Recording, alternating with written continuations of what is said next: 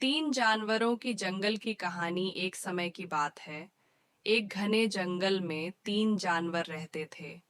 एक खरगोश, एक कछुआ और एक लोमड़ी।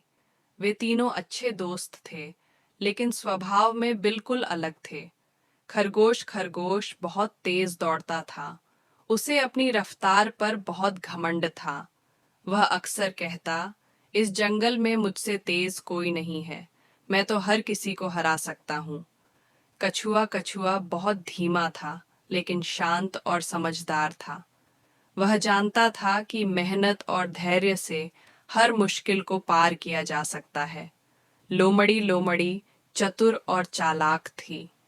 वह हर समय अपनी योजनाओं में व्यस्त रहती थी।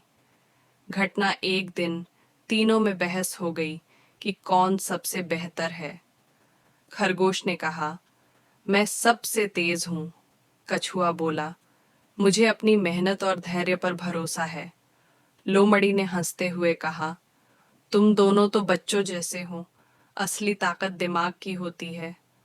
उन्होंने फैसला किया कि वे एक दौड़ करेंगे और पता लगाएंगे कि असली विजेता कौन है।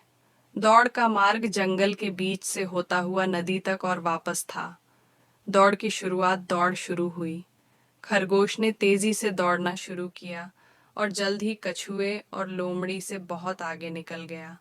उसने सोचा, वे मुझसे कभी नहीं जीत सकते, थोड़ा आराम कर लेता हूँ।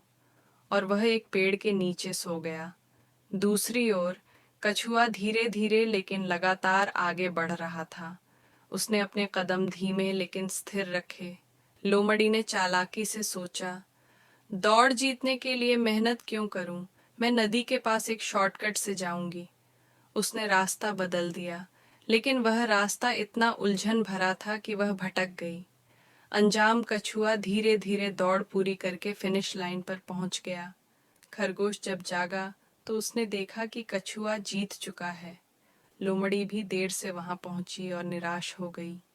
सीख, इस कहानी से हमें तीन सबक मिलते हैं। एक, धैर्य और निरंतरता हमेशा जीत दिलाती है।